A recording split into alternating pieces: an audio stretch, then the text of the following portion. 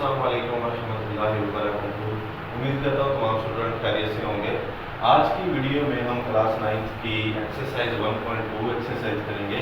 तो उसमें हमने बताना क्या है, क्वेश्चन नंबर 1 में from the following matrix identify unit matrix. एक हमने बताना है कि यूनिट मैट्रिक्स कौन सा होता है, रो मैट्रिक्स कौन सा होता है, कॉलम मैट्रिक्स कौन सा होता है एंड नल मैट्रिक्स कौन सा होता है। ठीक है, तो इसका जो फर्स्ट क्वेश्चन है उसमें हमने इसको फर्स्ट क्वेश्चन में आपके पास पहला क्वेश्चन जो है उसकी जो वैल्यू दी गई है वो ए मैट्रिक्स एक है और 0 0 0 0। इसका मतलब ये वाला मैट्रिक्स आपका नल मैट्रिक्स हुआ।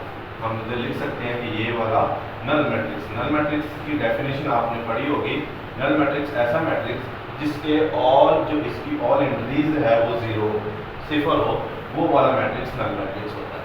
हम तो ए को हम कह सकते हैं कि ये क्या है, नल मैट्रिक्स। उसके बाद बी, बी आपके पास एक मैट्रिक्स है।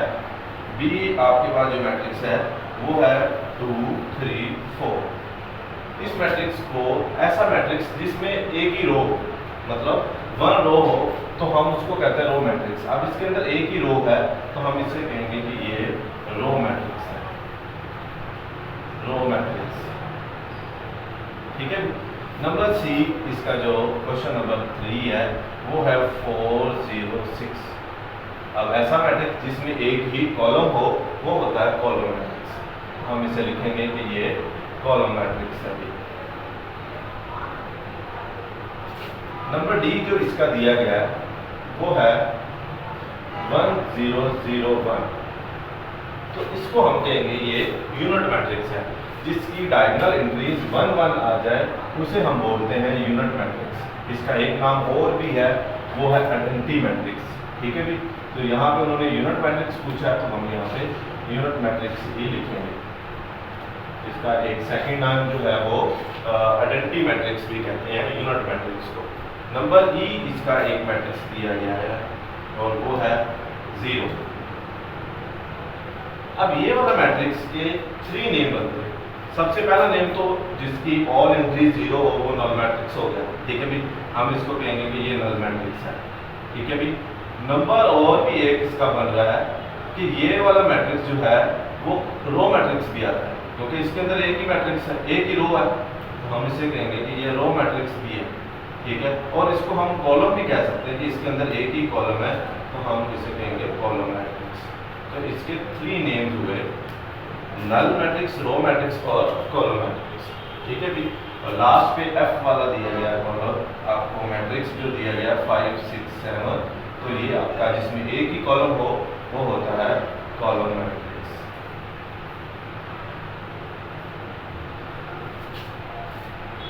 इसी तरह अगर हम इसके क्वेश्चन नंबर 2 की बात करें तो सेकंड वाले क्वेश्चन के अंदर जो क्वेश्चन नंबर इसका 2 है उसमें आपने फाइंड करना है एक स्क्वायर मैट्रिक्स, एक आपने इसका रेक्टेंगुलर मैट्रिक्स, एक आपने रो, एक कॉलम, एक आइडेंटिटी मैट्रिक्स। मतलब यूनिट मैट्रिक्स की जगह हमने आइडेंटिटी कह दिया। और नंबर 4 पे जो 6 पे जो है वो है नल मैट्रिक्स। मतलब 6 टाइप के आपके मैट्रिक्स इसमें बताने हैं कि स्क्वायर कौन सा है, रेक्टेंगुलर कौन सा है, उसके बाद इसका आइडेंटिटी कौन सा है। ठीक है। फिर उसके बाद रो कॉलम कौन कौन सा मैट्रिक्स है और एक नल मैट्रिक्स कौन सा है। तो सबसे पहला जो इसका क्वेश्चन है वो है -8 2 7 12 0 4। तो ये हुआ रेक्टेंगुलर। रेक्टेंगुलर की डेफिनेशन आपने पढ़ी होगी कि ऐसा मैट्रिक्स जिसकी नंबर ऑफ रोज और number of column not equal. मतलब इसके अंदर अगर हम देखा जाए तो 2 रोज हैं और कॉलम 1 2 3 कॉलम है, तो हम इस कॉलम को क्या लिखेंगे कि ये रेक्टेंगुलर है। ठीक है। REC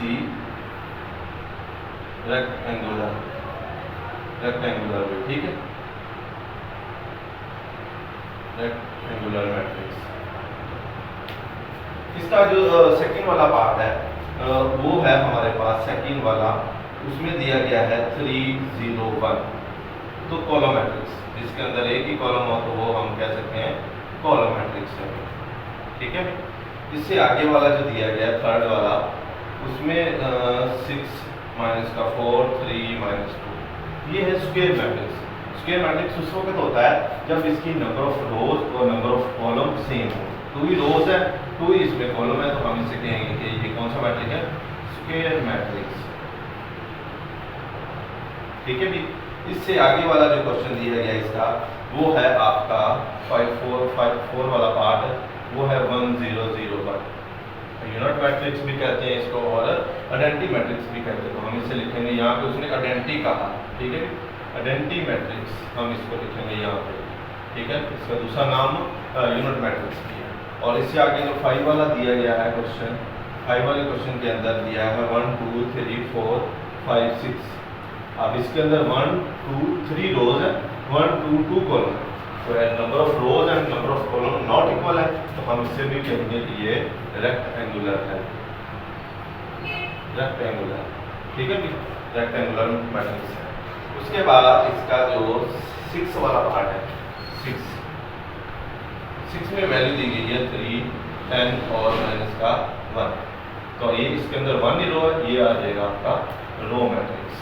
उसके आगे 7 वाला पार्ट दिया गया है, 7 वाले की वैल्यू दी गई है 1 0 0, तो हम इसको कहेंगे कॉलम मैट्रिक्स, क्योंकि इसके अंदर एक ही कॉलम है, तो कॉलम मैट्रिक्स होगा। इससे आगे 8 वाला क्वेश्चन, इसकी वैल्यू जो दी गई है 1 2 3, उसके बाद -1 2 0 0 0 1, तो इसकी रोज 1 2 3 1 2 3, number of rose and number of column अगर सेम हो तो हम उसको बोलते हैं ये स्क्वायर मैट्रिक्स है, स्क्वायर मैट्रिक्स, ठीक है। और इसका लास्ट वाला जो पार्ट है 9 वाला, वो है उसकी ऑल एंट्रीज 0 0 0 0 0 0 0, तो इसको हम कहेंगे कि ये नल मैट्रिक्स है। ओके स्टूडेंट, उम्मीद करता हूँ आपको ये दोनों क्वेश्चन की समझ आई होगी। आपने ऑलरेडी इसकी डेफिनेशन पढ़ी होंगी, ठीक है, नल मैट्रिक्स की, रो की, कॉलम की, यूनिट की, नल की, ठीक है। तो ये रेक्टेंगुलर, आइडेंटिटी, ठीक है, स्क्वायर मैट्रिक्स, तो ये सारी डेफिनेशनें आपको आती होंगी। उसके हिसाब से ही आपने इसको बताना है कि कौन सा रो मैट्रिक्स है, कौन सा कॉलम, कौन सा रेक्टेंगुलर, कौन सा स्क्वायर, ठीक है, और कौन सा नल हो गया, कौन सा आइडेंटिटी, कौन सा यूनिट मैट्रिक्स, ये सारी आपने डेफिनेशनें पढ़ी होंगी। उसके रिलेटेड ही ये क्वेश्चन दिए गए हैं 1.2 में। इसका लास्ट वाला 3rd वाला क्वेश्चन भी जो है उसमें भी हमने बताना है कि आइडेंटिफाई डायगोनल मैट्रिक्स कौन सा है, स्केलर कौन सा है, उसके बाद यूनिट या आइडेंटिटी मैट्रिक्स कौन सा है, ठीक है। तो ये भी मैं आपको 3rd वाला क्वेश्चन समझाता हूँ। 3 में आपने कौन कौन सा बताना है, एक आइडेंटिटी मैट्रिक्स, स्केलर और डायगोनल मैट्रिक्स। अब मैट्रिक्स आप ऑलरेडी पहले भी पढ़ चुके हैं। आइडेंटिटी मैट्रिक्स ऐसा मैट्रिक्स होता है जिसके डायगोनल एंट्रीज 1 1 हो, 1 0 0 1 हो, इसको हम कहते हैं कि ये आइडेंटिटी है। ये मैं फॉर एग्जांपल एक बार आपको एग्जांपल देके समझा रहा हूँ।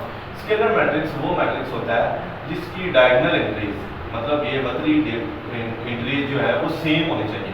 फॉर एग्जांपल जैसे मैं कहता हूँ कि यहाँ पे 2 0 0 0 2 0 0 2 0, यहाँ पे 2, मतलब इसकी जो ये डायगोनल एंट्रीज है वो सारी सेम हो, बाकी जो ऑल एंट्रीज है वो 0 होनी चाहिए। ये ना हो कि इसकी जगह भी कोई डिजिट आ जाए 1 2 3, नहीं, सिर्फ 0 के अलावा कुछ नहीं होना चाहिए, और इसकी जो डायगोनल एंट्रीज है वो आपकी सेम आनी चाहिए, तब ये होगा स्केलर। जबकि डायगोनल जो होता है, डायगोनल मैट्रिक्स जो होता है उसकी एंट्री सेम नहीं होती, मतलब यहाँ पे 1 आ गया, यहाँ पे 2 आ गया, यहाँ पे 3, और बाकी 0 0 0 0 0 कर दो, 0 कर दे। तो ये वाली जो डायगोनल एंट्रीज होंगी ये कोई भी चेंज हो सकती है, मतलब 1 2 3 आ सकता है, 2 3 4 आ सकता है, कुछ भी आ सकता है, ठीक है। तो ये सेम नहीं होती, इसको बोलते हैं डायगोनल। ये थे एग्जांपल्स। इसके रिलेटेड इसका जो पहला क्वेश्चन दिया गया है वो आपको पहला question A is equal to 4 0 0 4। अभी आपकी मैंने ये एग्जांपल दी है, तो ये कौन सा मैट्रिक्स हो गया, ये हो गया स्केलर मैट्रिक्स, ठीक है, स्केलर मैट्रिक्स। इसका सेकंड वाला बी में एंट्रीज इसकी है 2 0 0 -1, तो ये वाला बन गया आपका डायगोनल मैट्रिक्स। डायगोनल मैट्रिक्स वो होता है जिसकी जो डायगोनल एंट्रीज है वो सेम ना हो, तो हम इसके कहेंगे कि ये डायगोनल मैट्रिक्स है, ठीक है भी। इससे आगे 3rd C वाला दिया गया है, वो दिया गया है 1 0 0 1, तो तो ये इसका मतलब यूनिट मैट्रिक्स हो गया। यूनिट भी कह सकते हैं या आइडेंटिटी मैट्रिक्स भी कह सकते हैं। तो ये आपका आइडेंटिटी हो गया, आइडेंटिटी मैट्रिक्स, ठीक है भाई। इसके बाद इसका डी वाला जो दिया गया है, डी आपको दिया गया है 3 0 0 0। तो ये आपका कौन सा होगा, डायगोनल, क्योंकि इसके वजन के अरकान जो है मतलब जो डायगोनल मैट्रिक्स है तो वो इंक्रीज सेम नहीं है, तो हम इसको कहेंगे कि ये आपका डायगोनल मैट्रिक्स है, ठीक है भी। और इसके बाद लास्ट में ई वाला दिया गया है, ई की इंक्रीज जो दी गई है वो 5 - 3, इसके बाद 0 0 1 + 1।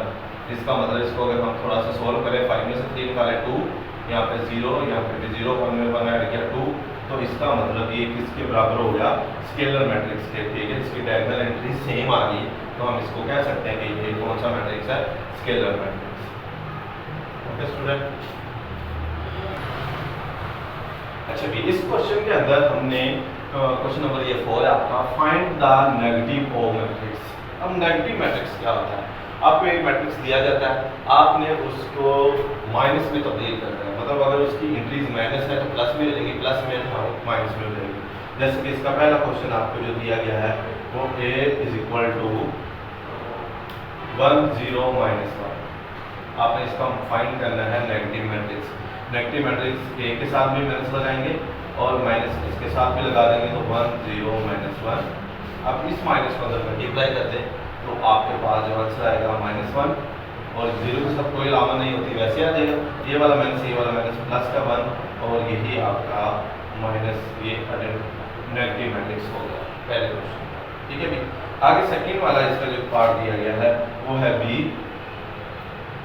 b की वैल्यू जो दी गई है वो है 3 - 1 2 और 1। हमने इसका भी नेगेटिव मैट्रिक्स फाइंड करना है, माइनस का भी लगाएंगे, फिर माइनस इधर भी लगाएंगे, 3 - 1 2 1। इस माइनस को अगर मल्टीप्लाई करेंगे तो 3 माइनस का हो जाएगा, माइनस माइनस प्लस का 1, ये माइनस का 2 और ये माइनस का 1, और ये आपके पास भी, और ये भी आपका आंसर आ जाएगा सेकंड का। थर्ड वाले में दिया गया है सी, जो सी इसका 2 6 3 2, तो इसका हम आंसर देखते हैं क्या आता है, माइनस सी लगाएंगे, इधर भी माइनस लगाए 2 6 3 2, तो इस माइनस को अंदर मल्टीप्लाई करेंगे तो ये बनेगा माइनस का 2 माइनस का 6 माइनस का 3 माइनस का 2, मतलब ऑल एंट्रीज आपकी माइनस की होगी, तो यही इसका आंसर आएगा। आगे डी वाला, डी वाले में दिया गया है आपको माइनस का 3 2 -4 5, और इसका भी आपने माइनस नेगेटिव मैट्रिक्स फाइंड करना है, तो माइनस का डी माइनस इसके साथ भी लगा दी, तो -3 2 -4 5। अब माइनस को अंदर मल्टीप्लाई कर देंगे तो माइनस माइनस प्लस का 3 माइनस का 2 माइनस माइनस प्लस का 4 माइनस जमा माइनस का 5, और ये आपके पास आंसर आ गया, ठीक है भी। और इसका जो लास्ट वाला क्वेश्चन दिया गया है ई वाला, वो आपको दिया गया है 1 माइनस का 5 2 और 3। इसका भी आपने नेगेटिव मैट्रिक्स फाइंड करना है, तो माइनस की ये लगा देंगे, ब्रैकेट के बाहर भी माइनस लगा दिया, 1 - 5 2 और 3, और जब इसका आंसर आ जाएगा माइनस को अंदर मल्टीप्लाई करेंगे तो 1 आ गया माइनस का, माइनस माइनस प्लस का 5, फिर ये माइनस का 2, ये फिर माइनस का 3, और ये आंसर आ गया। ओके स्टूडेंट, जी स्टूडेंट, क्वेश्चन नंबर 5 में हमने फाइंड करना है फाइंड द ट्रांसपोज मैट्रिक्स। अब ट्रांसपोज क्या होता है, ट्रांसपोज अगर आपके पास एक कॉलम है, अगर आप इसकी डेफिनेशन देखें तो डेफिनेशन कुछ इस तरह है कि अगर हम इसकी रोज को obtain by changing the row and row to column, मतलब इसकी रोज जो इसकी कतारें उसको कॉलम में बदल दें और कॉलम जो है उसको कतारों में तब्दील कर दें, तब हमारे पास एक ट्रांसपोज मैट्रिक्स आता है। जैसे कि 1 2 3 4 एक में मैट्रिक्स है, इसका अगर मैं ट्रांसपोज लूँ और इसके ऊपर 1 2 3 4 और इसके ऊपर भी लगा देंगे टी, तो इसका टी का मतलब है ट्रांसपोज। तो इसका ट्रांसपोज लेंगे तो इसकी रो को कॉलम बना देंगे और इस रो को भी कॉलम बना देंगे, तो ये आपके पास आ गया एक ट्रांसपोज, ठीक है भी। ये ट्रांसपोज की डेफिनेशन है। तो इसका पहला क्वेश्चन आपको जो दिया गया है a = 0 1 माइनस का 2, ठीक है भी। इसका आपने फाइंड करना है ट्रांसपोज। ट्रांसपोज के लिए आप क्या करेंगे, a के ऊपर t लगा देंगे और 0 1 माइनस का 2 और इसके ऊपर भी आप t लगा देंगे, तो तो ए का जो ट्रांसपोज आ जाएगा, इसकी पूरा कॉलम जो है वो रो बन जाएगा। तो इस तरह आंसर इसका आएगा 0 1 -2। मतलब रो को कॉलम बना दें या कॉलम को रो बना दें, तब आपके पास एक ट्रांसपोज वाला बन जाए। बी इसका चलते हैं क्वेश्चन नंबर 2 की तरफ। इसका बी जो मैट्रिक्स दिया गया है वो 5 1 - 6 दिया गया है। तो इसका भी हमने ट्रांसपोज फाइंड करना है। तो बी के ऊपर लगाएंगे टी, और इसके ऊपर 5 1 - 6 इसके ऊपर भी टी लगा देंगे। तो ट्रांसपोज जो इसका आ जाएगा वो इसकी पूरी रो जो है वो कॉलम में बन जाएगी। तो 5 1 - 6 इसको कहते हैं ट्रांसपोज। ठीक है भाई। इसका जो सी वाला पार्ट है, सी की वैल्यू दी गई है 1 2 3 -1, और यहाँ पे 2 है, 1 2 2 -1 3 और 0। ये आपको एक मैट्रिक्स दिया गया है सी का भी ट्रांसपोज फाइंड करेंगे। टी के ऊपर सी के ऊपर टी लगा दिया, और 1 2 2 -1 3 0, और इसके ऊपर भी ट्रांसपोज लगा दिया। तो आप इसकी रोज को कॉलम में चेंज करें। तो ये वाली रो कॉलम बन गई, ये वाली रो कॉलम बन गई, ये वाली रो कॉलम बन गई। तो ये आपके पास ट्रांसपोज आ। ठीक है, रोज को कॉलम में बना दें या कॉलम को रोज में बना दें, तब ये आपका क्वेश्चन ठीक हो जाएगा। अब डी की बात करें तो डी आपके पास जो कुछ दिया गया है 2 3 0 5। ठीक है भाई। डी का अगर हम ट्रांसपोज फाइंड करेंगे तो डी के ऊपर टी लगाया, 2 3 0 5 लिखकर इसके ऊपर भी टी लगाया। तो ये आपका ट्रांसपोज 2 3 इधर आ जाएगा, 0 इधर 5 इधर, और ये आपका ट्रांसपोज आ गया डी का। ठीक है भाई। अगर हम इसका ई वाला पार्ट जो है, ई का अगर हम ट्रांसपोज लें तो ई का ट्रांसपोज इस साइड पे 2 3 -4 5 इसका भी ट्रांसपोज लेंगे। तो ई का जो ट्रांसपोज आ जाएगा वो हमारे पास 2 3 -4 और 5 आ जाएगा, और यही आंसर आ जाएगा। मतलब इसकी रोज को हमने कॉलम बना दिया, इसकी रो को भी कॉलम बना दिया। तो ये हमारे पास आ गया ई का ट्रांसपोज। लास्ट पे इसका एफ वाला जो एक पार्ट दिया गया है वो है 1 2 3 4। ठीक है भाई। इसके एग्जाम्पल में ऑलरेडी आपको समझा चुका हूँ। तो अगर हम इसका ट्रांसपोज लें, एफ का ट्रांसपोज इज इक्वल टू 1 2 3 4, तो इसके ऊपर भी ट्रांसपोज लगा दिया। तो एफ का जो ट्रांसपोज आ जाएगा, इसकी रो को कॉलम बना देंगे 1 2 और 3 और 4, और यही आपका आंसर। ठीक है भाई। चलते हम इसके लास्ट क्वेश्चन की तरफ। बहुत इंपॉर्टेंट क्वेश्चन है इसका, और ध्यान से समझना क्वेश्चन नंबर। इसका जो फर्स्ट वाला पार्ट है वो है, कहता है ए का ट्रांसपोज इज इक्वल टू ए के है, और बी वाला जो दिया गया है वो कहता है बी का transpose is equal to B. तो हमने ये वेरीफाई करना है ये ये वाकई ही हमारा क्वेश्चन जो इसका अगर हम डबल ट्रांसपोज लें क्या वो ए के इक्वल आता है, चेक करते हैं। आपने यहाँ पे लेफ्ट हैंड साइड लिखनी है। लेफ्ट की साइड में आपके पास है ए का ट्रांसपोज। ठीक है, राइट के बराबर होना चाहिए। राइट हमें ऑलरेडी हमने सॉल्व हुई है, ए आपको मैट्रिक्स मिला हुआ है, सॉल्व हमने राइट साइड ही करनी है। तो क्या करेंगे, पहले ए मैट्रिक्स लिखेंगे। ए मैट्रिक्स आपके पास है 1 2 0 1 है। फिर हम इसका लेंगे जो ब्रैकेट के अंदर वाला ट्रांसपोज है वो करा, ए के ऊपर ट्रांसपोज लगा दिया, तो इसके ऊपर भी 1 2 0 1, इसके ऊपर भी। सबसे पहले ए का ट्रांसपोज लेना जो ब्रैकेट के अंदर, ठीक है, इसका भी ट्रांसपोज ले लिया। अब हम इसका जो ट्रांसपोज आएगा आपके पास आंसर, इसकी रो जो है वो कॉलम में बन जाएगी, 0 इधर आ गया 1, ये आपका फर्स्ट ट्रांसपोज आ गया। ठीक है जी। अब इसके ऊपर एक और ट्रांसपोज है, इसका ट्रांसपोज का मतलब इसी का दोबारा ट्रांसपोज लेते हैं। तो क्या करेंगे, ए के टी के ऊपर फिर टी लगा दिया, और 1 0 2 0 1, और इसके ऊपर फिर टी लगा दिया।